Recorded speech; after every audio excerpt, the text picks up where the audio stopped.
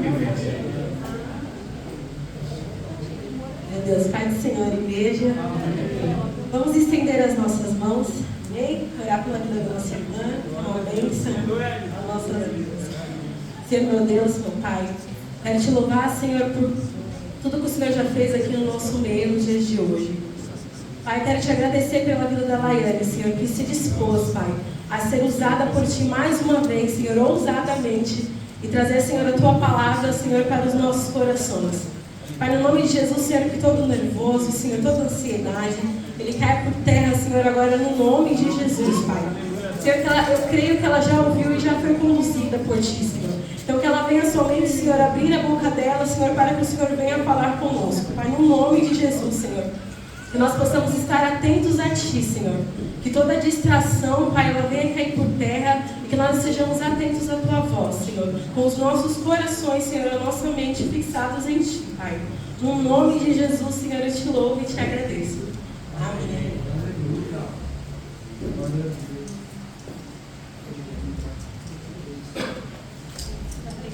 Que é a última vez que eu me disponho. Gente, eu tô muito nervosa. Vocês me desculpem se eu gaguejar. Faz muito tempo que eu fico aqui na frente e é muito. Me perdoe, Jesus, mas é muito constrangedor, sei lá. Tá todo mundo olhando com uma cara séria pra mim. Aí tudo tem. Eu vou. O Senhor colocou no meu. Primeiro eu vou contar uma experiência que eu tive, mas é muito rápido, tá? Não é testemunho, não. Eu até compartilhei com algumas pessoas que das outras vezes que eu ministrei foi até bem mais fácil, porque Deus tinha me chamado em um dia, no outro dia Deus já tinha falado o que Ele queria que falasse, e foi muito fácil, assim. Fácil, né? Na hora dele entregar a palavra, porque para trazer também é muito difícil. Aí dessa vez Deus não falava nada. Não falava nada. Eu tava chegando perto, Deus não falava nada. Eu falava, Deus, você precisa falar alguma coisa. Porque, né? O que eu vou falar? Vou chegar lá, eu vou ficar olhando pra cara deles e eles olhando minha cara, não dá, Deus. E aí Deus falou assim pra mim, foi muito bravo comigo, gente. Ele falou assim, olha, você tem que se contentar com o que eu já te dou. Muitas vezes eu não vou te dar algo fácil, como foi das outras vezes, que te chamaram um dia, no outro dia eu já fui e já dei o que eu queria falar. Mas você precisa se debruçar, procurar, que aí você vai saber o que eu quero falar. Então, muitas vezes a gente quer as coisas fáceis, né? E eu queria, mas eu sou não, dessa vez não vai ser assim. Foi isso. Eu vou... Primeiro eu vou falar o contexto e depois eu vou ler o capítulo específico que Deus colocou no meu coração. Mas se vocês já quiserem abrir em Tiago, é em Tiago que eu vou falar o que Deus colocou no meu coração. Bom, a carta é escrita pelo próprio Tiago, né, que é irmão de Jesus, e depois que Pedro parte para Jerusalém, ele se torna líder da igreja, né? E Tiago se torna líder da igreja, que era a matriz no templo, que era onde tinha muitos judeus messiânicos. E eles passaram por muita dificuldade. Eu estava pesquisando, né, estudando, e eles passaram por perseguição e até fome. Diferente da carta de Paulo, a carta de Paulo muitas vezes é mais específica para a igreja local, assim, coisas que estavam acontecendo nas igrejas locais. Essa eu já digo que é mais na vida pessoal do crente, assim. Quando eu estava pesquisando, até fala assim que ele escreve essa carta para se intrometer mesmo na vida do crente, para endireitar a vida dele. É um pouco diferente das cartas de Paulo, né? Mas também é pedrada as cartas de Paulo. Aí eu vou... são 5 capítulos, é muito pequeno o livro de Tiago, mas as mensagens dela se complementam. No primeiro capítulo ele fala sobre favoritismo. Ele fala sobre favoritismo que muitas vezes a gente tem, né, com algumas pessoas, principalmente naquilo que convém a gente, né? Então, se essa pessoa aqui tem algo a me oferecer, nossa, então essa pessoa aqui é a pessoa que vai estar perto de mim. Já essa daqui, como ela não tem nada a me oferecer, então, tipo, não quero ela no meu ciclo de amizade. Muitas vezes acontece isso na igreja. Acontece fora e acontece na igreja, o favoritismo. E Deus é imparcial, né? Deus, ele não toma um lado. Deus vê todos os lados. Até porque se ele tomasse um lado, a gente nem estaria aqui, né? Porque a gente nem é digno. Mas muitas vezes a gente faz isso. que é a gente se acha melhor que os outros. Já é da natureza do ser humano mesmo, se achar melhor do que os outros. Eu prego melhor do que todo mundo, eu canto melhor que todo mundo, eu danço melhor que todo mundo, eu faço as coisas melhor que os outros. Então, isso já é um mandamento que a gente não segue, que é amar o seu irmão como a ti mesmo. E se você não ama o seu irmão a quem você vê, certamente você não ama a Deus a quem você não vê. Então, ele fala sobre isso. No segundo capítulo, eu não vou falar certinho porque é só assim, um resumo mesmo. No segundo capítulo, ele fala sobre a língua. Falei, Deus, eu ainda comentei com o Pedro, estava conversando com o Pedro e com o Mateus na outra quinta, eu acho, que ele assim, nossa, é muito difícil falar daquilo que a gente faz, né? Mas qualquer coisa que Deus dá aqui, a gente faz tudo ao contrário. É por isso que Ele dá, é para que a gente fique no caminho certo, para que a gente abra os olhos e endireite nossos caminhos. Aí eu ainda comentei, falei assim, nossa, é muito difícil eu falar sobre fofoca, sendo que muitas vezes eu faço fofoca. Não adianta eu ser hipócrita de falar, nossa, olha, você precisa segurar a sua língua, não frear, sendo que muitas vezes eu mesmo não freio a minha língua, né? Então aqui ele fala sobre isso, como a gente lança palavras de dor sobre a vida do nosso irmão, mas logo depois a gente faz o quê? Canta louvores a Deus. Então ele está alertando a isso, ao cuidado com o que você fala. Se você é crente, se você proclama que você é crente, então você age como crente, não é? Você não vai falar, não, eu sou de Deus, mas a primeira oportunidade que eu tenho para falar do meu irmão, eu vou falar. É diferente julgamento segundo a sabedoria de Deus do que fofoca. Julgamento segundo a sabedoria de Deus você vai fazer para que o seu irmão não vá para o inferno. Não é fazer fofoca. Nossa, mas fulano fez isso. Isso não é sabedoria. Muito pelo contrário. Isso daí é você sendo usado pelo diabo mesmo. O diabo gosta de fofoca. Então ele alimenta isso em quem já tem o costume de fazer. O que ele faz? Ele só alimenta mais. E uma das coisas assim, que eu sempre falo para as pessoas que eu sempre tenho perto é sobre a gente falar, proclamar, declarar aquilo que tem de errado na gente. Se eu sou fofoqueira, eu não vou falar, mas eu não sou fofoqueira. Não, mas eu não sou. Não, eu sou Deus, então eu preciso mudar isso dentro de mim. Então tire isso de mim. Que o Senhor coloque a sua mão mesmo e tire isso dentro de mim. Se é mentira, se vários tipos de pecado, tem que ser assim. É pornografia, é mentira, qualquer coisa que o Espírito te conduz e você sabe que é pecado, então você fale com a sua boca, Deus, eu preciso mudar. Não fica só no seu pensamento, nossa, Deus, eu preciso mudar. Eu preciso mudar, porque você nunca vai mudar.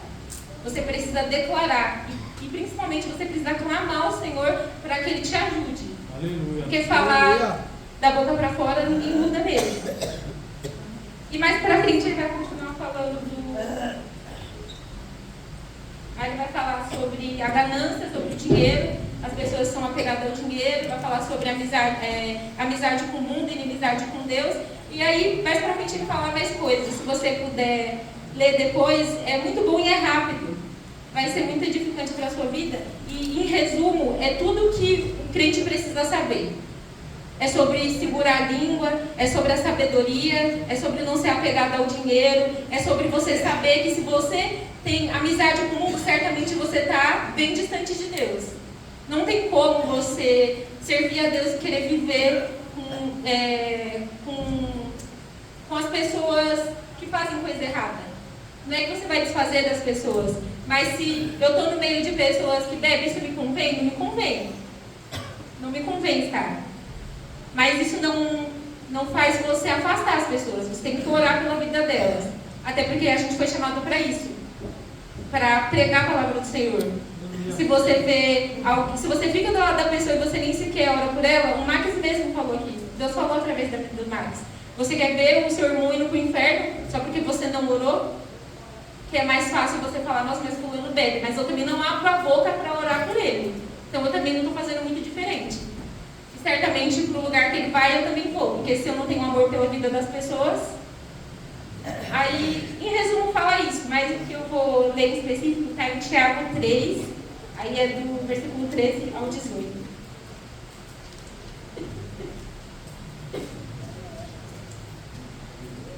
Eu estou falando muito rápido?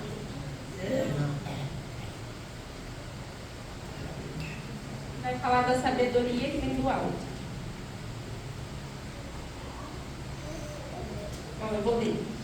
Quem entre vocês é sábio e inteligente? Mostre as suas obras em mansidão de sabedoria, mediante a sua boa conduta.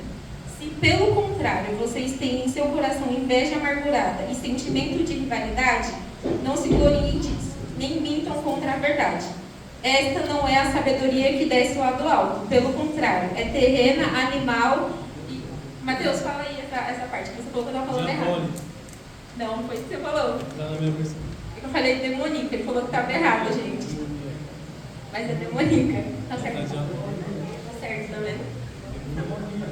Então, pois onde há inveja e rivalidade, aí há confusão, e toda espécie de coisas ruins.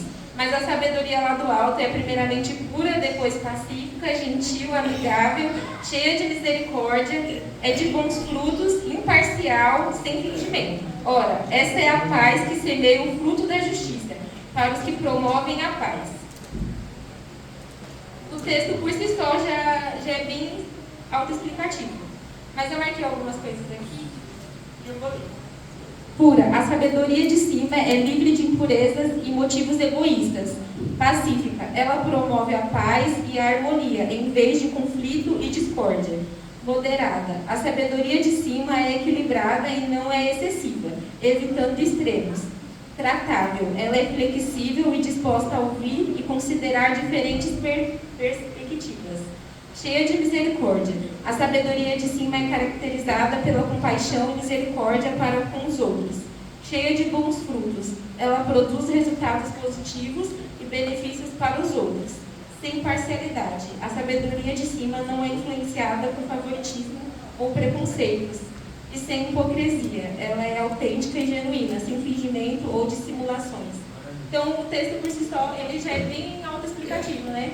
Se você certamente não tem tudo isso, é porque você está buscando da forma errada. Eu acho que uma coisa que acontece muito na igreja, que foi o que eu já falei, é sobre você ser imparcial, né? Você quer pessoas específicas do seu lado, aquela que pode te oferecer coisas, e até espiritualmente falando, não é só lá fora, mas até aqui dentro espiritualmente falando. Se eu vejo que tal pessoa canta bem, nossa, eu quero estar perto dessa pessoa. Então eu não vou passar vergonha com a pessoa que não canta bem, né? Se a pessoa, ela ministra a palavra bem, eu quero essa pessoa do meu lado, porque eu não quero ficar perto da pessoa que gagueja, que não fala direito. Então, isso é muito errado. Isso daí causa discórdia no meio da igreja. Fora que você está querendo, você se acha melhor que os outros, né? Você está se achando melhor que os outros. E não é isso que Deus ensina pra gente. A gente aprende uns com os outros. Eu aprendo com cada um de vocês. E isso a gente se complementa, porque a gente faz parte de um corpo só. Não tem a igreja Nova Vida, a igreja dali de trás, a igreja dali. A gente é um corpo só. São pessoas com características diferentes. Rosto diferente, estilo diferente. Mas aqueles que amam a Deus, esse pensamento é o mesmo. A gente vai para o mesmo lugar, a gente adora o mesmo Deus. Então isso não pode acontecer no nosso meio. Porque quando isso começa a acontecer, é onde causa discórdia, é onde começa a ter briga, contenda, e é onde a gente para de crescer espiritualmente, a gente fica travado, porque a gente perde tempo com besteira. Enquanto Deus está usando o Marcos aqui também, muitas vezes a gente cai no mesmo erro, no mesmo pecado, enquanto a gente não consegue passar da porta para fora para fazer o nosso chamado mesmo. Porque a gente tem que ficar se consertando dia após dia. E sim, a nossa vida é assim, que a gente ainda está num corpo pecador.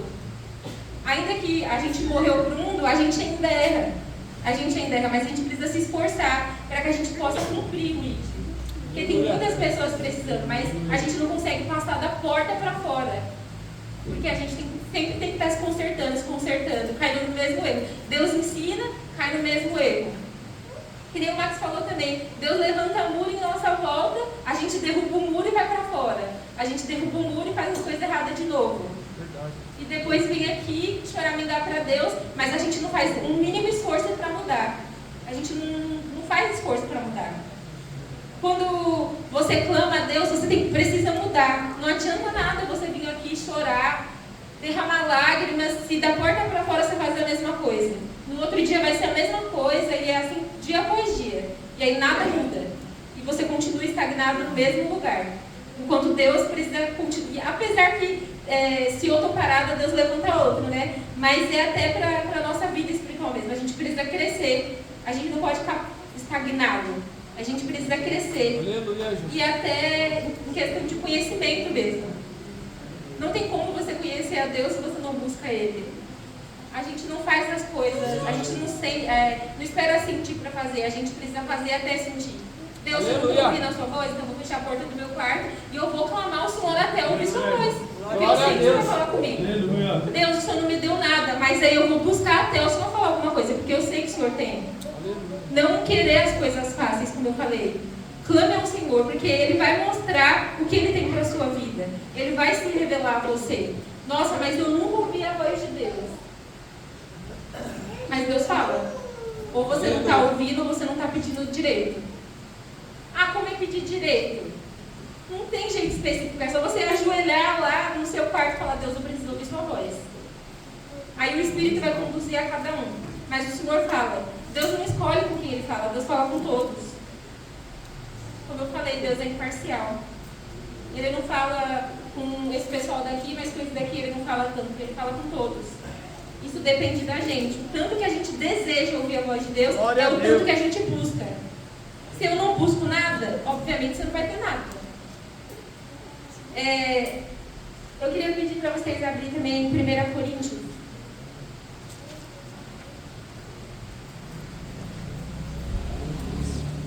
1 Coríntios 3, aí eu vou ler a partir do versículo 18.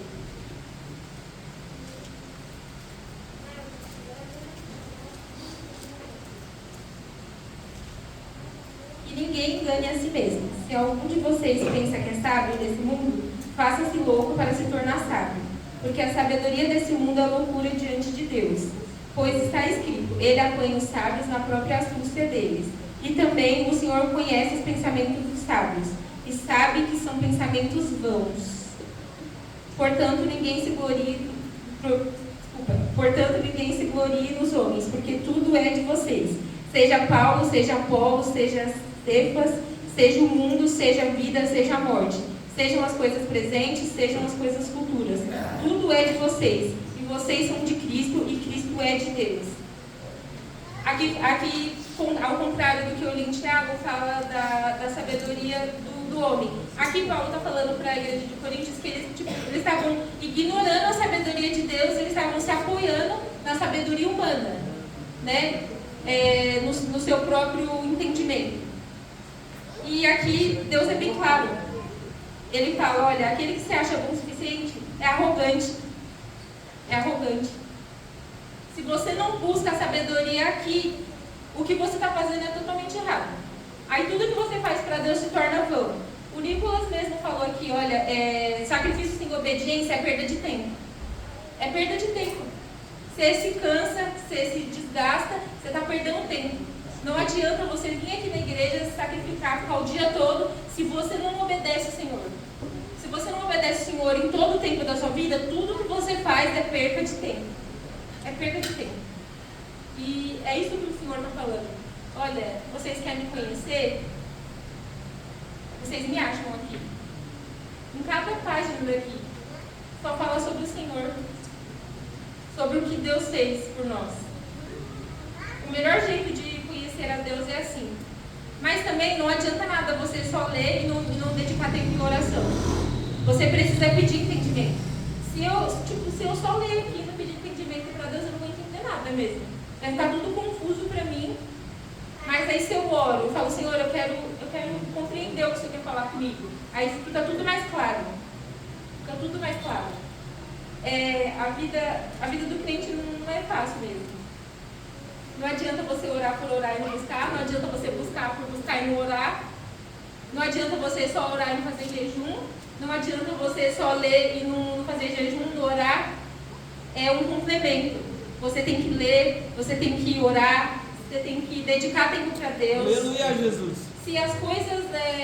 eu penso assim, e isso é algo pessoal meu, é o meu pensamento. Se as coisas que eu faço para Deus aqui eu falo mão de obra, tomo meu tempo com Deus, eu prefiro não fazer nada. Porque o principal é a intimidade. Até porque Deus chamou a gente para isso, para ser íntimo dele.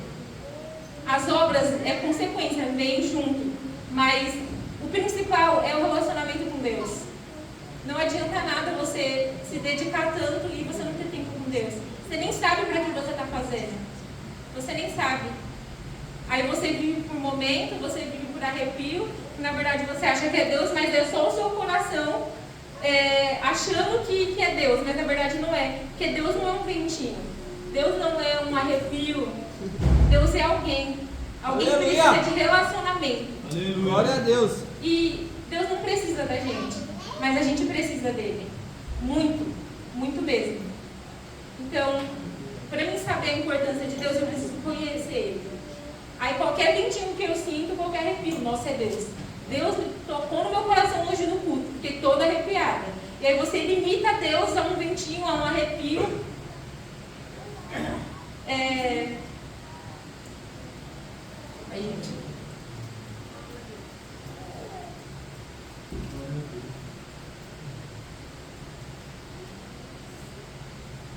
Agora eu queria pedir que vocês abrem em Apocalipse 12. Agora.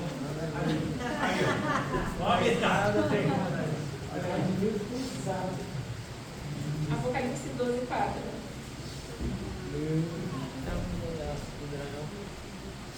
Preferido do Mateus. Meu Deus.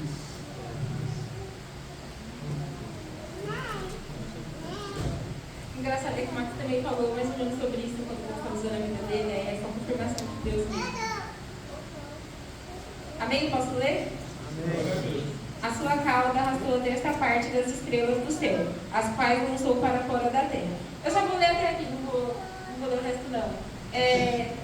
Quando Deus me deu esse versículo aqui, eu falei, meu Deus, caramba Deus, meu Deus.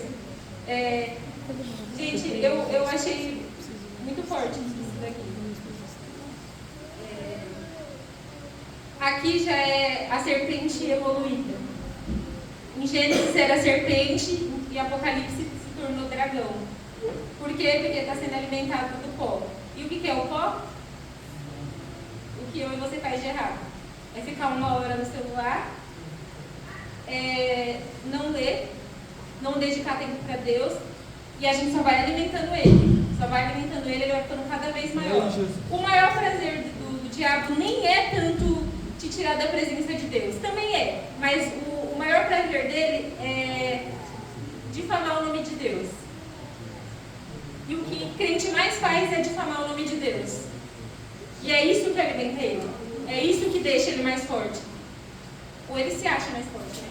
Mas é o que a gente faz, a gente alimenta ele. Quando a gente fica 1 hora rodando o celular.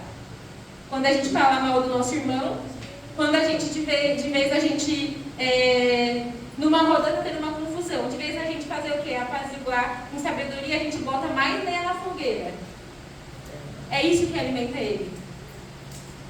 E a pergunta que o Senhor faz para a gente esta noite é: de que forma você tem alimentado ele? O que você tem feito que você está alimentando ele a cada dia? E se arrependa disso. Se arrependa. Porque quanto mais tempo você fica distante de Deus, maior ele fica. Maior ele fica. E se você está distante de Deus, você acha que está perto de quem? É isso, Jesus. Forte. Não tem 3 lados, só tem 2 lados. É o lado de Deus ou é o lado do mundo. E se você não está com Deus, você está no mundo. E se você está no mundo, você está sendo conduzido pelo diabo. Deus foi muito claro quanto a isso. Satanás, ele não é bonzinho. Ele não é amigável. Quando ele quer destruir a nossa casa, a nossa família, ele não pensa antes. Não basta ser mulher e homem de Deus. Você precisa ter arma espiritual. Não basta você só falar, nossa, eu sou da igreja, sou crente. Mas se você não dedica tempo em oração, se você está dormindo no ponto, enquanto ele age na sua casa, age no meio dos seus amigos, age na sua vida, Às vezes a gente não percebe, mas ele age dentro da igreja mesmo, no meio do nosso ciclo de amizade, causando discórdia, divisão. É isso que ele faz. Então não basta ser, vou falar de novo, não basta ser mulher e homem de Deus se você não tem arma espiritual. Na primeira tirada que ele der, na primeira seta você cai. Porque você só fica pensando, não, mas eu sou de Deus, mas eu não me posiciono para fazer nada. Aí ele destrói a sua casa, destrói a sua família, destrói seus amigos na sua volta e você fica dormindo. Você fica dormindo. E o que o Senhor fala essa noite é, tenha armas espirituais. Eu escutei uma moça falando que a gente precisa estar guardado no... Deixa eu ver se eu marquei. Eu achei muito forte o que ela falou.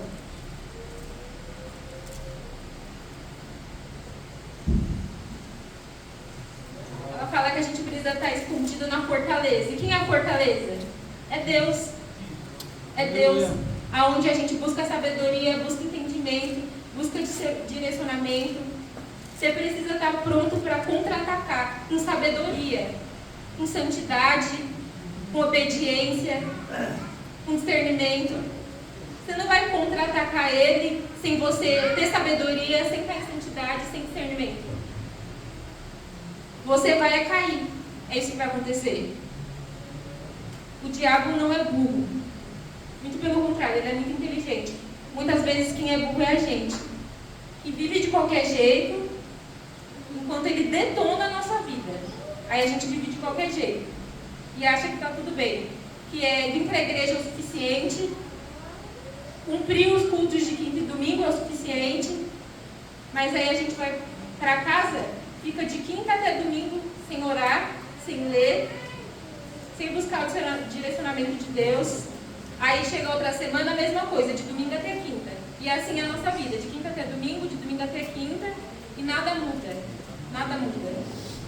Para a igreja crescer espiritualmente depende de cada um de nós. Para a gente sair daqui para fora depende de cada um de nós. Porque é um conjunto.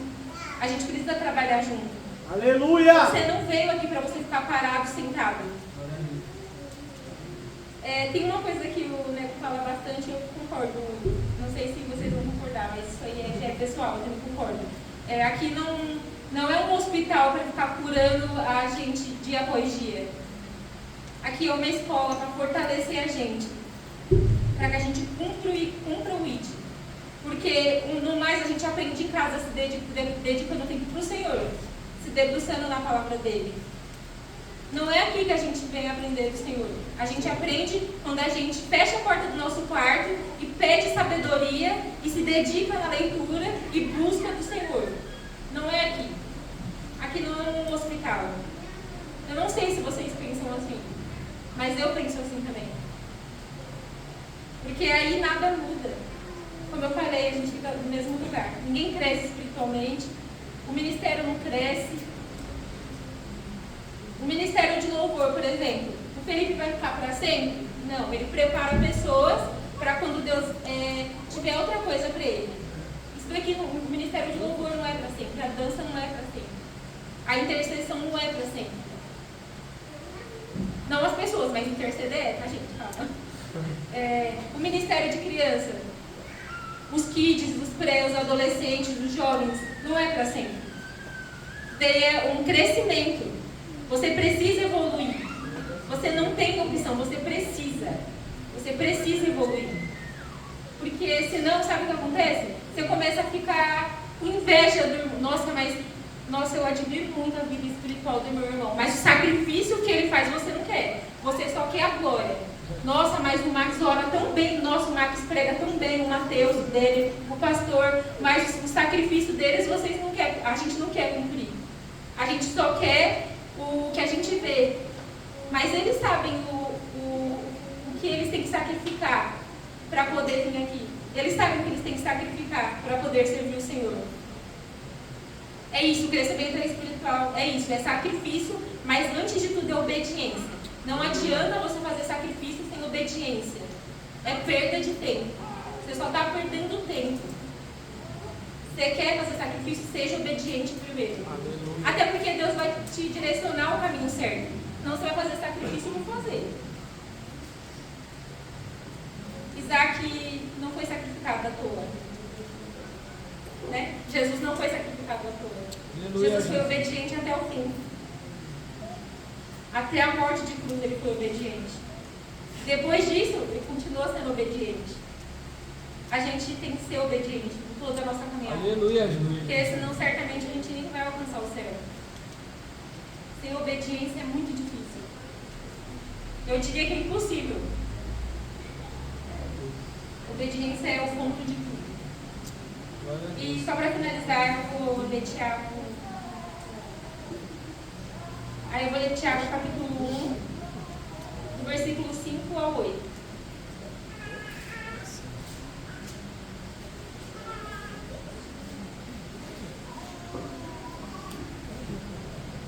Se porém algum de vocês necessita de sabedoria, peça a Deus que a todos dá com generosidade e sem reprovações, e ela lhe será concedida. Peça, porém, com fé e em nada duvidando, pois o que duvida é semelhante à onda do mar, impelida e agitada pelo vento. Que uma pessoa dessas não pense que alcançará do Senhor alguma coisa, sendo indecisa e inconstante em todos os seus caminhos. Isso daqui é para fechar o que o Senhor colocou no meu coração. Se você quer sabedoria, peça. Peça ao Senhor que você vai ter, mas peça com fé. Aleluia. Eu creio que todos nós aqui temos fé. Até porque é o que nos mantém. Aleluia. Então, se você quer sabedoria, peça que você vai alcançar. Certamente o Senhor te dará. Não seja constante. Peça, mas você se dedique. Se dedique a buscar mais. Porque quando você lê uma folhinha dessa daqui, você não vai querer parar mais. O Senhor é grandioso demais. E Ele tem muitas coisas para a vida de cada um. Mas você só vai receber se você buscar. Você só vai conhecer o Senhor se você buscar. Se você quer que o Senhor se revele a você, busque, porque Ele se revela. Ele escuta o seu clamor. Aleluia. Ele desce no seu quarto. Se Ele quiser, Ele fala contigo em alta voz. Aí é do jeito dele. Quem manda é o Senhor. Vai depender de cada um. Vai depender da sua dedicação e o tanto que você anseia por isso. Se você anseia tanto, é o tanto que você vai buscar. Se você quer ouvir a voz do Senhor, então clama Ele. Clama Ele, roga o nome dele. Ele vai falar com você. Naquilo que você precisa mudar, naquilo que Ele quer para a sua vida. Em tudo Ele vai te direcionar. Mas você só vai saber se você buscar. E lembre-se que se você não dedica tempo para Deus, se você não busca em oração, em palavra, você está alimentando o dragão. Eu acho que esse é o ponto principal. Não difame o nome de Deus.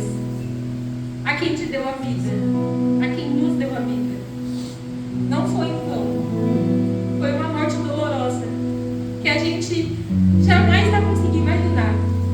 Eu acho que nem quando a gente subir para o céu e olhar as mãos dele, a gente vai conseguir imaginar isso. Então não torne o sacrifício de Deus em vão. Não torne o sacrifício do Filho de Deus em vão. Ele não morreu em vão. Ele morreu porque Ele ama cada um de nós. Porque Ele sente amor. E só um amor de um pai pelo filho. A gente nunca vai conseguir compreender isso. Nunca. E a gente não é digno mesmo. Acho que a gente nunca vai ser. Mas se o máximo que você conseguir fazer para não entristecer o Espírito, faça. Ainda que custe tudo para você. O Senhor nos ensina que as coisas importantes perto da glória dele são coisas inúteis. São coisas inúteis. A gente sentir amor pela nossa família, sentir amor por Deus é inútil.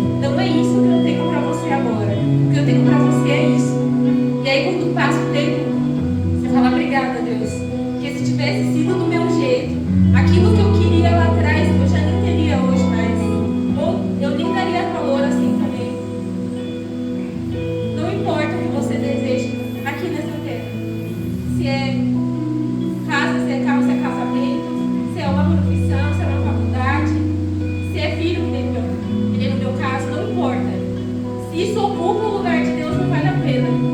Não vale a pena. Não vale a pena você casar se isso está ocupando o lugar de Deus no seu coração. Não vale a pena você querer fazer uma faculdade se vai ocupar o lugar de Deus no seu coração.